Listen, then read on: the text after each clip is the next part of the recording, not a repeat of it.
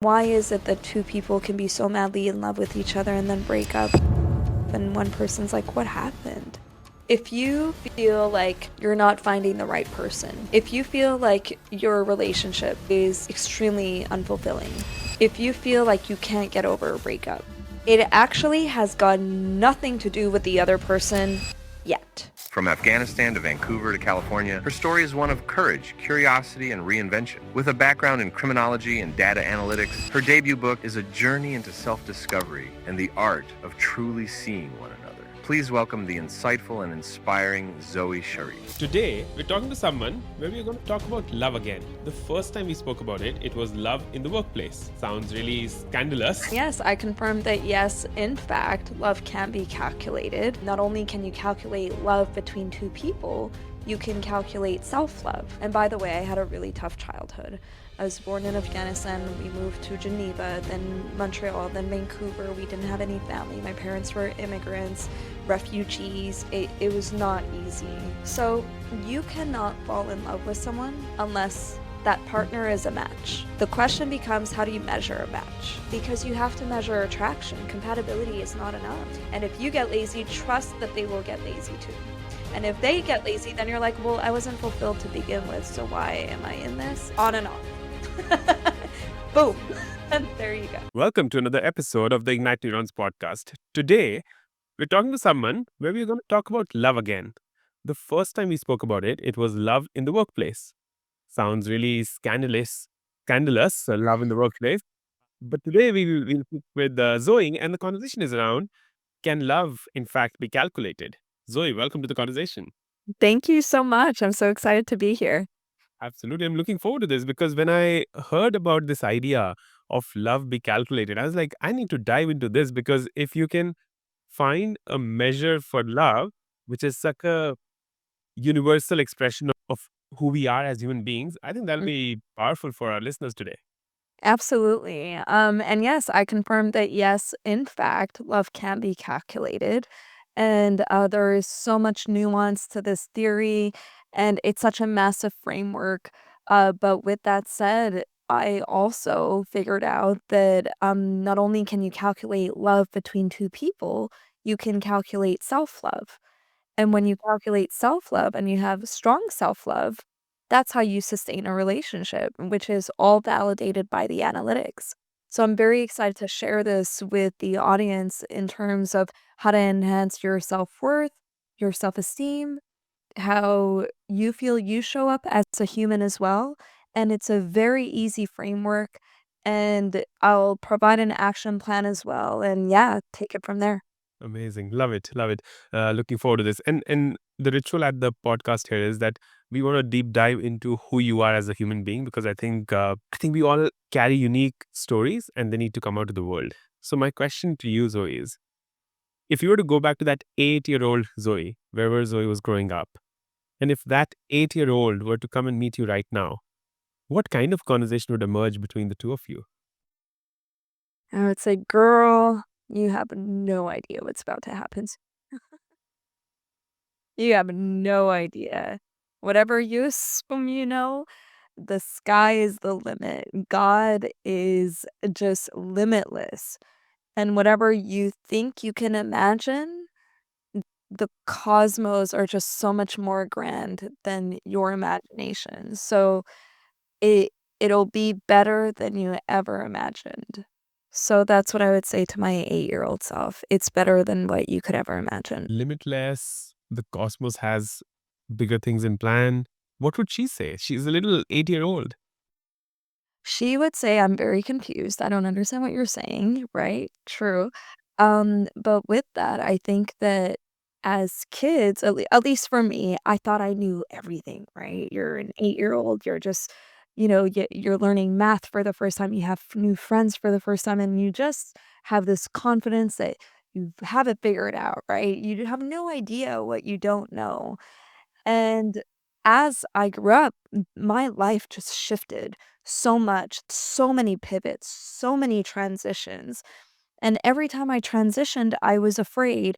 But what would come out from that and the new chapter was just so unreal and surreal because it's grander than anything I could have ever imagined, and that literally happens without fail every 3 or every X amount of years where it's like even right now I'm going through a transition, and I'm gonna be a bit more open about the transition probably about 6 months.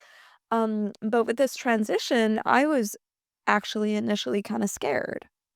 And now that I'm going through the transition, I'm pretty much in my new chapter. I'm like, wow, it's so much better than what I thought it would be. And all those fears that I had in terms of letting go and shedding, I'm now, again, just so much. I didn't even know this was possible. I didn't even know this reality was possible for me. So I guess I would tell my 8-year-old self, it's just life is so much more grand than what you give it credit for, and your mind is not wise enough to comprehend it, but when it becomes wise enough to comprehend it, you'll see just it's beautiful. Life is beautiful. It's amazing. As I was listening to sometimes, so it's easier to look back and connect the dots, right? And see that the pivots, the transitions, the changes that happened were meant to be, were preparing us for something larger. But for those who are, say, at the cusp of that change, at that they're just entering that transition phase, it is really painful and it is really exhausting. Yeah. What do you think happened through your journey that someone who's right now feeling like, I wish there was change, but I don't see the limitlessness of the cosmos? Yeah. I guess it comes down to trust for me, especially in my adulthood. When I knew I was going through these transitions, I always told myself, God will not let me fall. I haven't fallen. In fact, since I was a child, my life has spiraled upwards, right? And by the way, I had a really tough childhood. I was born in Afghanistan. We moved to Geneva, then Montreal, then Vancouver. We didn't have any family. My parents were immigrants, refugees. It was not easy. With all of that, in the beginning, when I was a child, probably a child and, young adult, I did not realize what these transitions were. It's into my adulthood that I realize I'm about to move into a transition.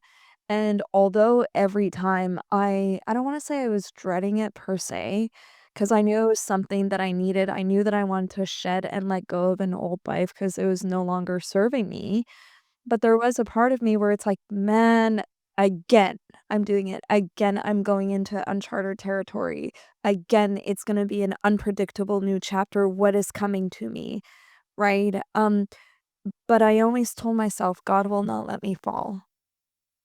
And if you are true to your soul and true to your identity, and you let go of a past life that simply does not serve you, that drains you, that anchors you, where your mind just starts looping and you feel like you're stuck and stagnant, that's literally your soul's push for you to just move on. And although it's scary because the ego needs predictability, the ego needs control, the ego needs to know what your day-to-day is going to look like. Shed that. Your soul has a bigger purpose. And just rest assured, once again, God will not let you fall. Now, everyone has their own definition of God. For some people, it's nature. For others, it's cosmos. For others, it's their angels, their ancestors, whatever it may mean to you. For me, it's just a supernatural force that is guiding me through life that's bigger than me. And it's a higher consciousness that I cannot see, that sometimes I think I can feel, other times I'm not really that sure, to be honest, but I know is there because I've just seen the patterns of my life and the trajectory of my life, and I just know that I'm protected. I let that sink in because what you said was really deep and thoughtful. Because, you know, I sometimes feel like there are certain people in the world, and I'm not overgeneralizing, and no one's right or wrong here. But when there is this unrelenting trust in some higher force guiding you, it makes the path easier. Does not get easy. It is always challenging. But I think the way you're sharing it, it makes me feel like you're someone who's looking at the glass always full, the eternal optimism. Is that assumption correct? Yeah, I especially have to remind myself when I go through the transitions because those are the moments where I have fear. It's those moments where I'm afraid of what life will look like past, the shedding and outgrowing. And that's when I really have to remind myself to be optimistic. Otherwise, my day to day, I would say I'm a realist. I don't know if that's another word for pessimist. I mean, I enjoy my life, right?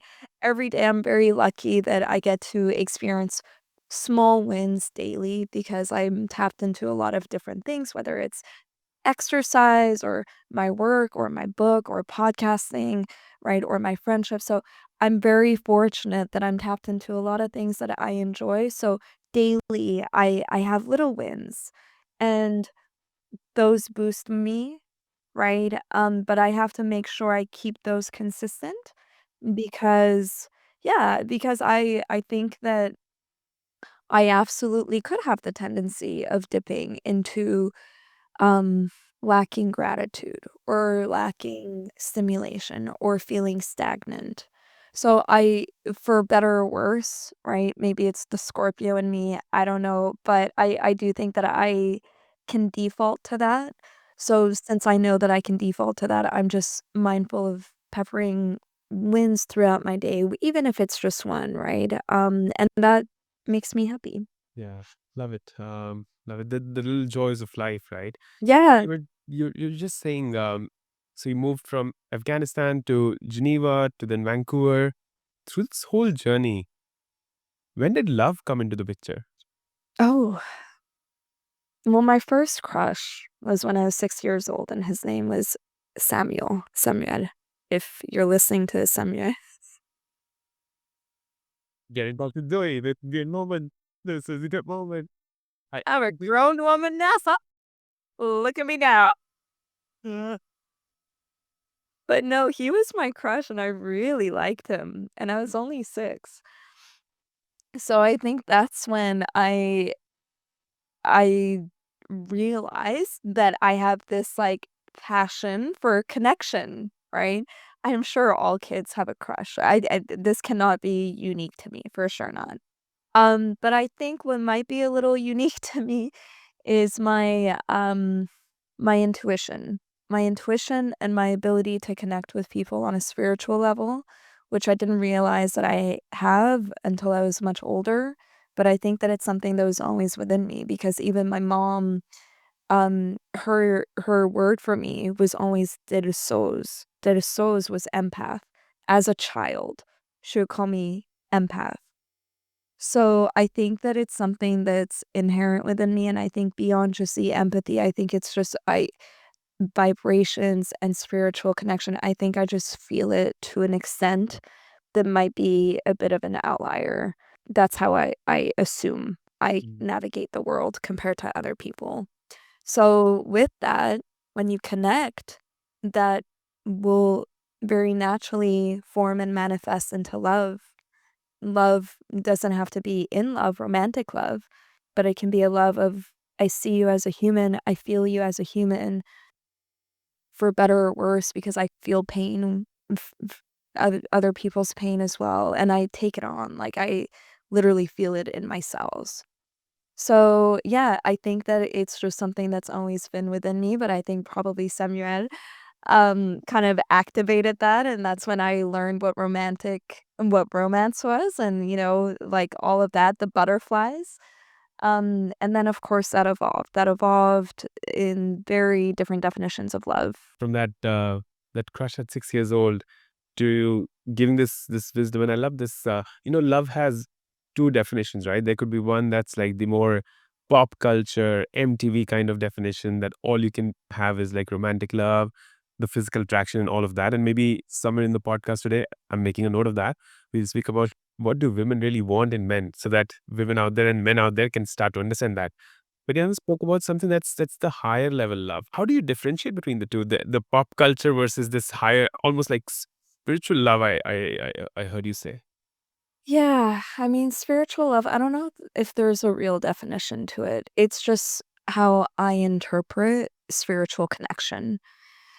there's so much information online in terms of what it could be. It could be mirror neurons, right? It could be someone's emotional makeup just matching yours, and then your neurons pick up on that. Your intuition picks up on that and picks up on, hey, you guys probably have similar humor or similar, essence, if you want to call it. And perhaps that is what develops into that spiritual connection, that thing that we cannot see, where there's two people vibrating at the same frequency and then they meet each other and they just know that they're connected. I don't know that I know enough about this to know how to define it other than it seems to be a feeling, because there have been people that, in fact, I did not connect with on an emotional makeup type of way, but spiritually, I could feel them. Spiritually, there was something there. Yeah. Soul to soul, I don't know. I don't know what a soul really is. I don't know what it is. It's energy. So could it be that the energies are just so close together in terms of frequency that you recognize each other? Could it be a thing of past lives, which I believe in? Could it be just mirror neurons? Or could it be a calculation, which is the newest form of understanding love? Because I validated that I can predict within two people that whether they'll stay together or not through a calculation. So I think love is just so nuanced. There are so many angles to look at it. And it makes sense because as humans, our primal instinct is to procreate. And you're not going to procreate with someone that you think will have a weak offspring with. So hence love, hence oxytocin, hence all these hormones that are being activated that are saying, yeah, that one. I want that one. Go for it. All right. Fascinating. Yeah, yeah. That's very interesting. So I think as you're speaking about, and I agree, like we're not experts on understanding what this higher levels, and I love how you said it's a very nuanced thing. Love, it's not fully understood yet, and there's so much we can see. But this vibrating at the same frequency, this idea of mirror neurons, I think it resonates really deeply with me because I'm just trying to see all the conversations, the relationships, and maybe some are coming and some are not to my mind. But those that are coming to my mind are the ones where you can call it like a spark, right? But it's a deeper level spark. It's not just getting physically attracted to the other person, but it's like feeling that their presence makes you a better human being. Yeah. Yeah. And by the way, exactly what you just said, I was able to validate with calculations. Because we found that the couples who are currently together felt lucky to have their partner. In other words, they assigned a self score, numerical assessment of their self worth. They assigned a score to their partner, and the partner was scoring just slightly above them. That's the calculation that we're talking about. So, in other words, you feel lucky to have them. You put in effort, and it sparks something within you. So then you have this whole ecosystem of what you wanna call love, whether it's your brain neurons or spirituality or, um, uh, 2 people's essences matching, right? Their emotional makeup matching, right? And then their values matching, because then you need to have lifestyle compatibility too. And as long as all those things are quote unquote matching, then your body's hormones will activate. Oxytocin will activate, dopamine will activate, serotonin, the whole shebang. Mm, And body will say, that one, that's the one I want. yeah. Right? Yeah. So it's just an ecosystem Mm, of various channels, various ways that, that we connect with other people. It's not just one thing. It's such a nuanced concept. mm, mm. So let's get into this because I'm intrigued. It seems that love is what how I have perceived love to be. It's a feeling, it's energy, and I always thought like it's almost impossible to calculate love till I met you. So I want to understand what does it mean? Like how do you really calculate Sure. if the listeners are listening to this right now and maybe they are partners, maybe they are planning to find a partner, what can Hmm. help them? What's the framework looking like? Okay. So you cannot fall in love with someone unless that partner is a match. The question becomes, how do you measure a match? Okay. So this is a very primal instinct that I talked about earlier. Humans are inherently wired to get turned off by people they think are less than them. Okay. Once again, the question becomes, how do you measure someone who's a match, who's better than you, or who's less than you? It starts with values. And it starts with how you feel about yourself and how well you fit your own standards, which is called a self score. Okay? Because we're comparing two scores here. We're going to compare your score and the partner score. Your score is called the self score. And the way you evaluate that is by identifying your top 5 values, top 10 values, whatever you like. Values can be things like family, like career, like finance, like image, like fashion sense, like purpose, communication style, manners, dependability. There's what a whole list of values, right? Just make sure you're picking the ones that are just so important to you. Next, you're going to ask yourself how well you feel you show up for each of these values. So even if your value, for example, is education, you might think that you suck. So what's going to happen if you think that you suck? Your self-worth is going to dip, Yeah. will it not? So with that, with the top 5 values that you have, when you score yourself against each one, you tally up that score.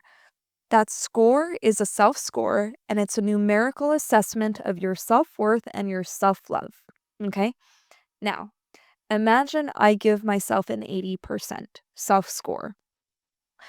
I will only be willing to connect with someone who's either matching the 80% or exceeding the 80%. The magic number here is plus 4%. That's what we found from the analytics for people who are currently together. Okay?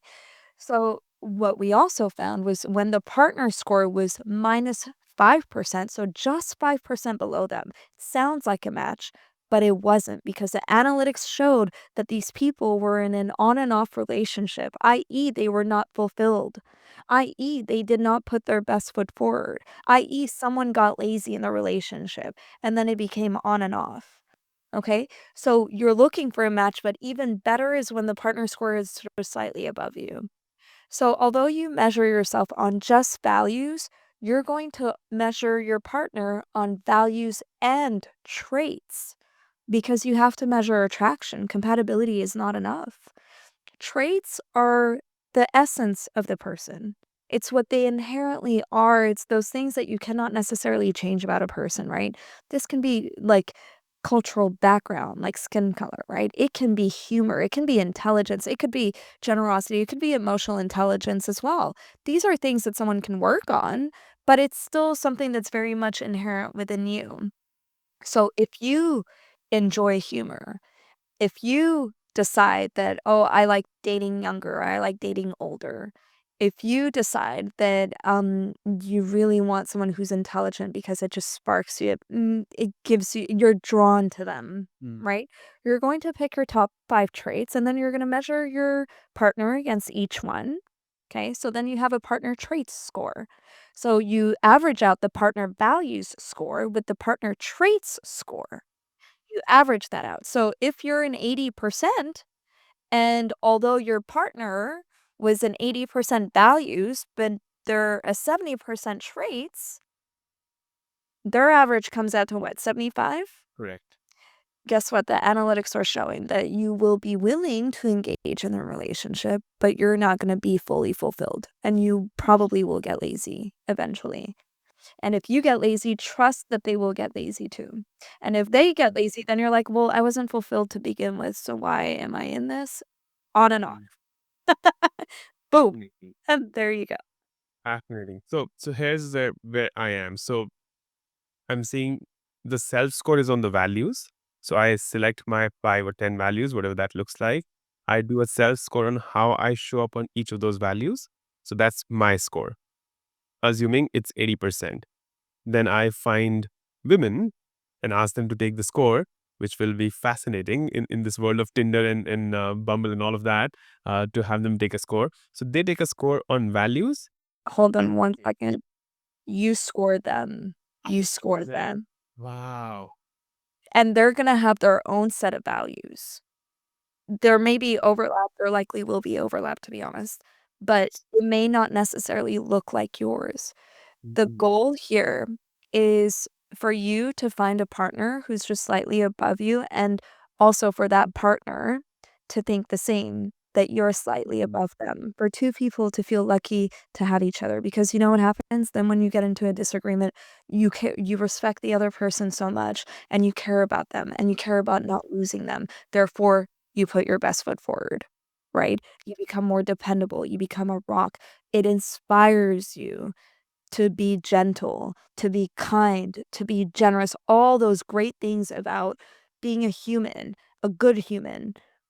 That person, if you feel lucky to have them, they will inspire you to do that. What that means is you're not gonna feel controlled, you're not gonna feel obligated, you're gonna want to. It's gonna come from a part within you to say, "This person just had a flat tire, I'm gonna go drive to her, and make sure she's okay, and I'll just, even if she doesn't need me, I'm gonna go be her rock." And that's something that you're not gonna feel obligated, you're literally going to enjoy doing it. You're gonna enjoy, so that's the whole point. Love can be calculated. Yeah. Yeah. Is it spiritual? Maybe, but it's also a calculation. Correct. And it'll be such a beautiful state to be, right? When you're not obligated to drive to someone just because you have to, but it's like you want to. And so you're saying the self score. Here's a challenge that's coming up for me. So I love the framework. I'm moving to this side where I'm agreeing that the love can actually be calculated. The challenge I see, Zoe, and help me grapple through that. And I love to play like the devil's advocate in these conversations. Please do, I love it, I love it. Yeah. We're good, enjoy. What if there's someone who is really good at presenting themselves as a certain way, right? They're not authentic. They're not being true to who they are, but making me perceive like they are the right person for me. Then what? I have a whole chapter on that. Oof, love it. Oh. You preempted it. Yeah, I see, I cover all grounds. It took me a long time to develop this, and every time I heard a challenge, I'm like, "Nope, I got this." So, there's a chapter on that.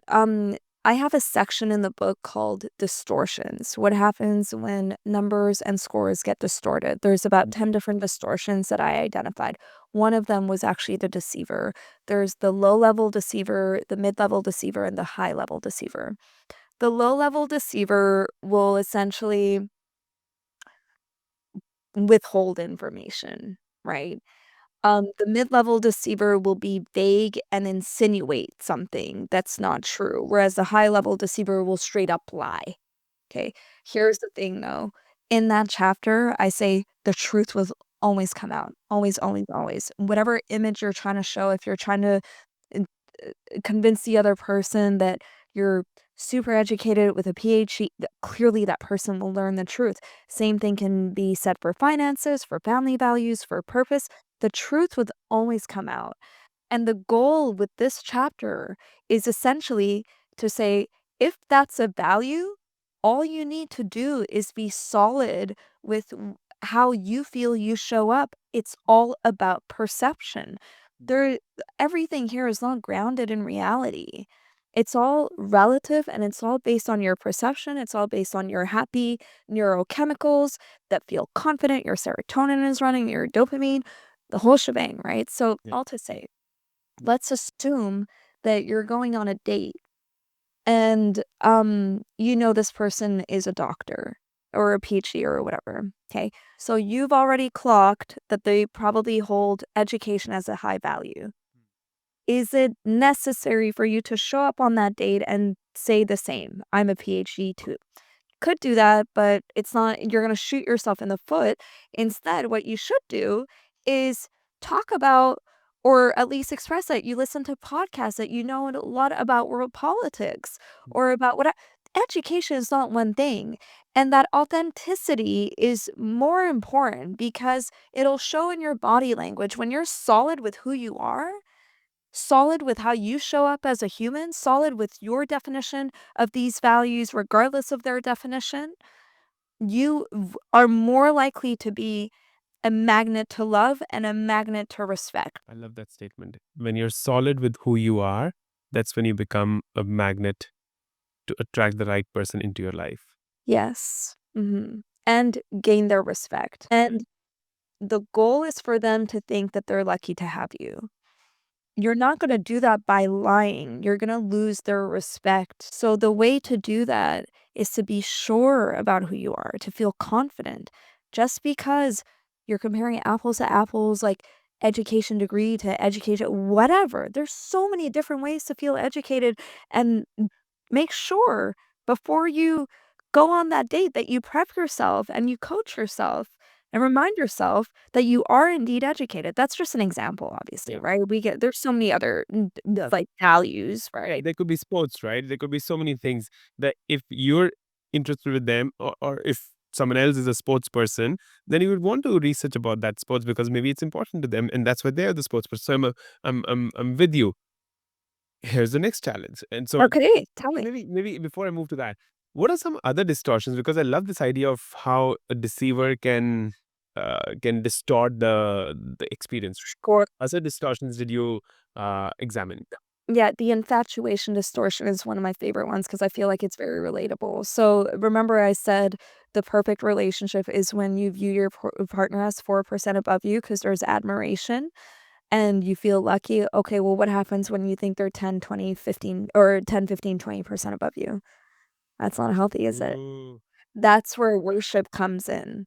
That's where self-sacrificing, over-giving, over-forgiving, "How can I be there for you? Let me abandon myself so that I can blah, blah, blah, blah, blah," right? Be very careful with that distortion. This is a big pitfall, I think, that a lot of us go through, to be honest, but hopefully we outgrow that at some point, right? But it is a distortion, and some people don't actually outgrow it because they're addicted to the dopamine hit. They're addicted to that spark. They're addicted to feeling desired by someone they think in their mind is so much above them. And that's not conducive to a healthy relationship. There's another one that I feel is so important to recognize, and this is the dynamic between a self-sacrificer and a self-focused. The self-sacrificer will say, I will abandon my values and working on my values, whether it's family, purpose, whatever else, so that I can help you build your score. So if your top 5 value is career, let me just forget about my work, forget about my family. How can I help you attain that thing that you want? Look, if it comes from a place of being a rock and being supportive, I'm all for it. Not to the extent where you're abandoning yourself, because remember, inherently, if you're not working on yourself and you have a low self-score, you're putting it in their minds that they're better than you. Inherently, they will become turned off. As much as you feel like you're going in with a good heart, with a pure heart, if you're overly generous and you're not doing it from a place of being solid and a rock, and you're doing it from a place of fearing to lose the other person or wanting to fix the other person, or your own unhealed patterns are coming out from whatever dysfunction you've experienced in the past. We've all been there, right? Um, they're going to completely anchor you and your self-score while you're boosting their score. And then when their score is boosted, guess what? They're not gonna feel fulfilled. Then you're gonna run into an on and off relationship, mutual breakup, and then they're gonna look for someone better because they think they're better. So this score is a dynamic value. And then the next challenge that comes to mind is, so for relationships that sustain over a period, say 30 years, Okay? if we were to look at those relationships, what would your hypothesis, prediction, data tell you? Like, do their scores stay in the same range? Do their score vary differently?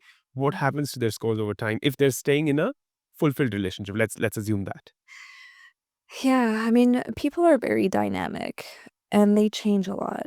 In fact, I heard one person say that her husband, so they had been married for 30 years, and her husband said that he's had 5 wives during the 30 years. In other words, she changed 5 times. She became a new person 5 times. I know, right? I thought the same thing. But exactly, I know, I'm like, "Oh, It's immediate, no? what? What are you doing?" What is the But no, but I agree with that. I agree with that. I think that we all transition.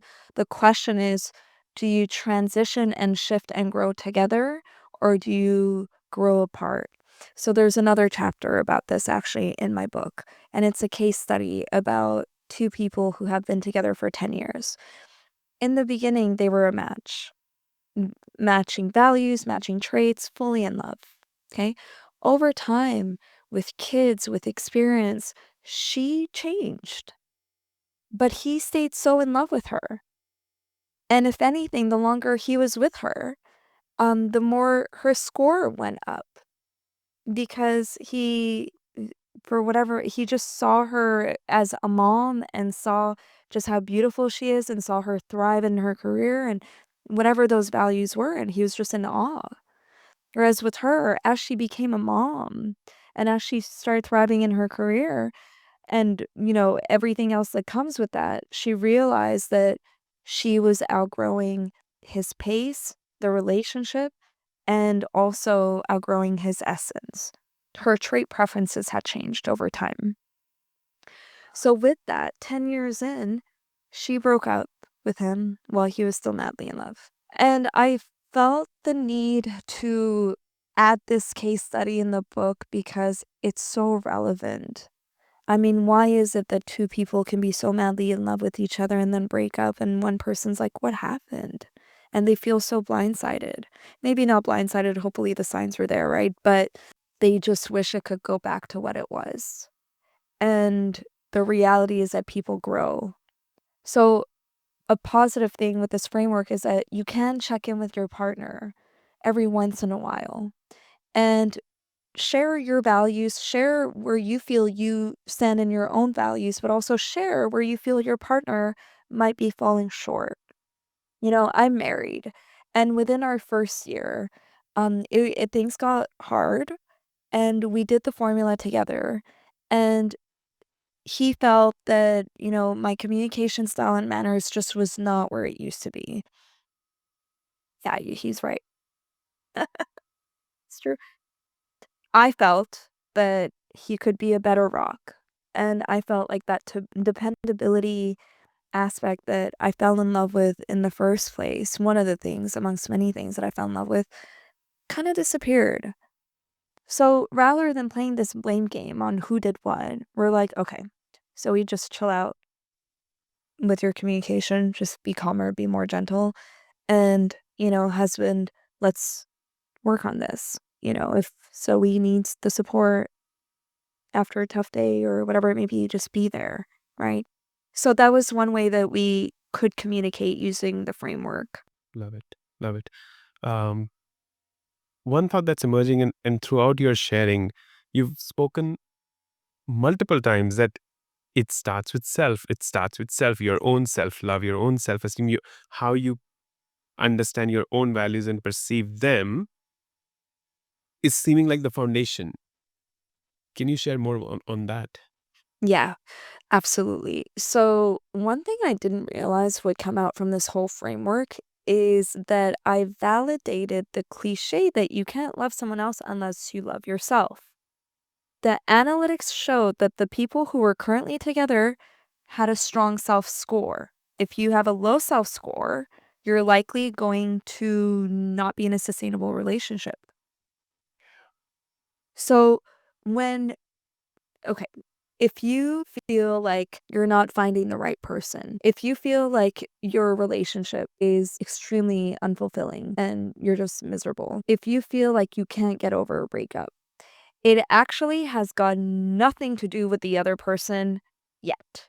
The first step comes down to the self score. If you have a low self score, don't expect anything from anyone else. Just don't. Don't expect you to feel healed. Don't expect you to find the right person. Don't expect that you and your partner will come into alignment. You are not even in a position where you're lucky to have yourself.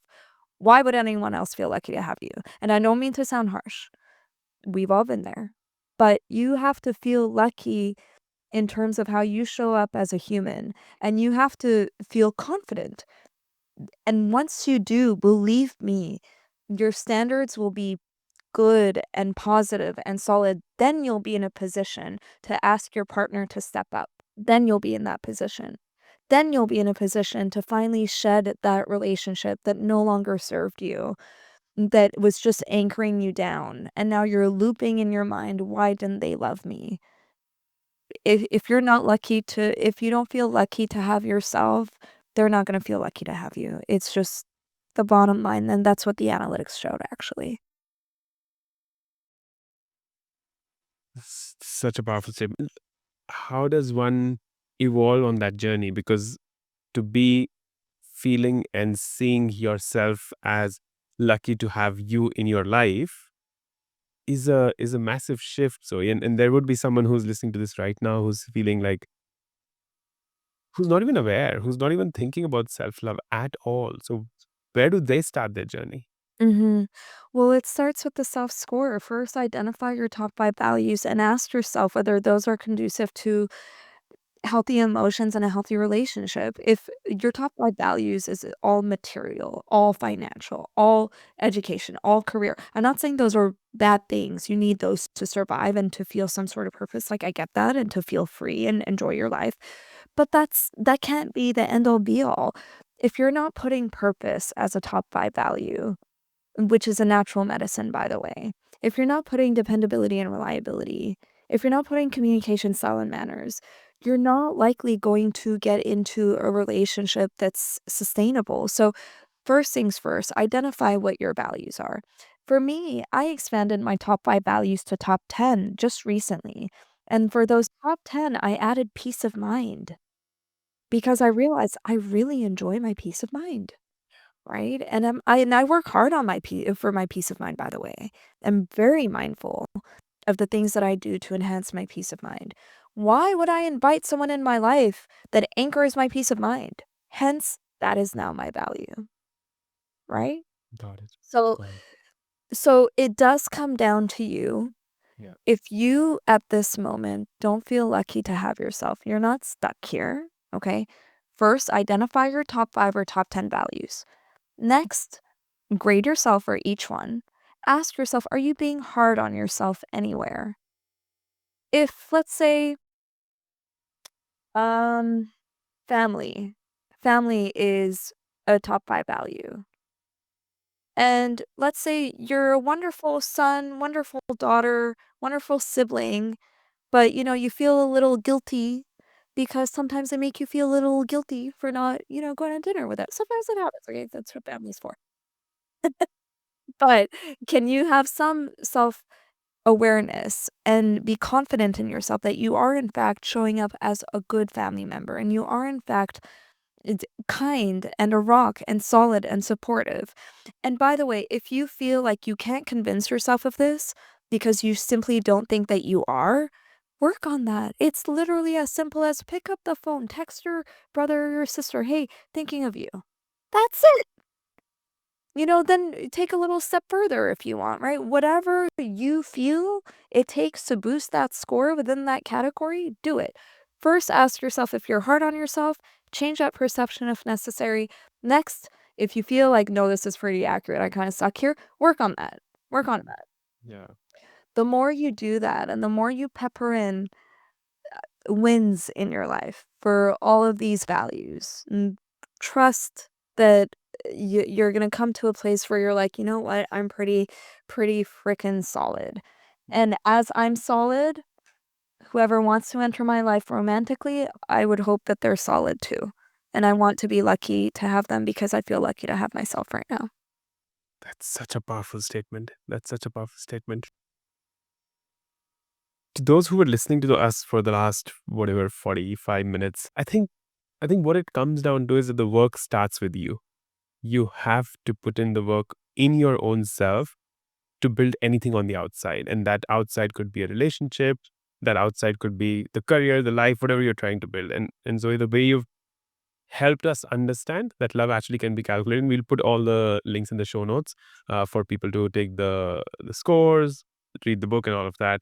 But I want to, as this journey continues, and as you go deeper and deeper into calculating love for self and others, Zoe, if now we go from that 8-year-old who started a little bit confused, what's happening, understanding the limitlessness of the cosmos, and we go to that 80-year-old in the future, a few decades from now, if that 80-year-old comes back to you right now in this moment, what would her advice to you be? Advice, it would be just follow your heart. Continue to follow your heart. Continue to grow. Continue to just send a ripple effect and wave of love because people need it. And continue to just pursue your purpose. Don't worry about where anything is gonna land. Who knows? Um, and just the way I would tell my 8-year-old self, I would assume that the 80-year-old would tell me, "You have no idea. You don't even know what's in store." That's so beautiful. Mm, I love the silence that comes after. yeah, it's deep. It's a deep question. It's a deep question because 80, that's nearing the end of your life, and you look back, and honestly, when I look back, like, my life was really hard at first, really hard. I'm so fortunate and so lucky that I grasped the formula of the cosmos in terms of how to manifest. And besides that, also the self-score. If it I was in my rock bottom 5 years ago, and funny enough, I was writing the book, I'm like, "Let me apply my own theory." If it wasn't for this, I don't know that my life would turn out the way that it has. And every year, it's like because I keep working on my self-score from a place of self-love, not from a place of self-criticism, and that's another very important distinction, by the way, for anyone doing this. Um, I just find that my days are so fulfilled because 'cause I've identified what makes me happy and what I respect, and then I do things that give me reason to have self-respect. Loved. Mm. Each word of what you're saying is true, and mirror neurons are getting fired. Um, to anyone who's listening, um, be true to yourself, to your soul, to your identity. Your soul has a bigger purpose, and it is our purpose to find that purpose or build that purpose, whatever that looks like. There will be people who will be vibrating at the same frequency as you are, and that's the higher level of love that Zoe and I spoke about. And the work starts with you. Identify what your values are, give yourself a self score, work on yourself so that when you go out in the world, you can tell the world that you're so lucky to have yourself, that who is going to come in your life in whatever ways, they'll be lucky to have you and you'll be lucky to have them. There you go.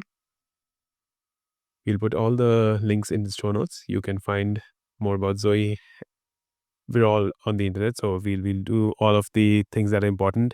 But Zoe, it was such a pleasure to have this conversation with you and to speak about so many larger ideas and still keep it so real, it felt.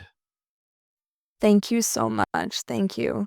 It's a fine balance, right? Because we're talking about analytics, but but love is so spiritual as well. It's tough to define. It's very nuanced, but I appreciate that. Absolutely. Thank you for this time. When we do Namaste in India, this thought is coming to me that the divine in me bows to the divine in you. And so thank you for this time.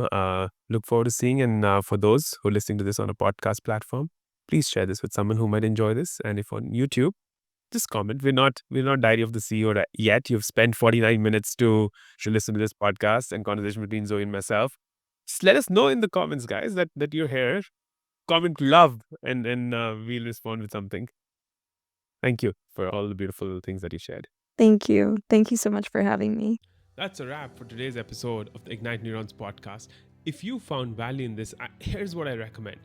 Take out a paper or a diary and just put down one thing that you can change about your life because you listen to this podcast.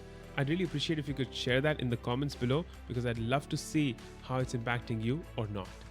If you're on YouTube and watching this, then like, share, and subscribe, and please make this wisdom go viral. And if you're someone who loves your podcast on the go, then Spotify and Apple Podcasts are your go-to places, or wherever you're listening to this, just like, share it with a friend, and leave a comment because I'd love to engage, love to have a conversation with you. Until next time, till we meet again, keep those neurons ignited, stay curious, keep learning, be someone who embraces a growth mindset, and I look forward to seeing you very soon.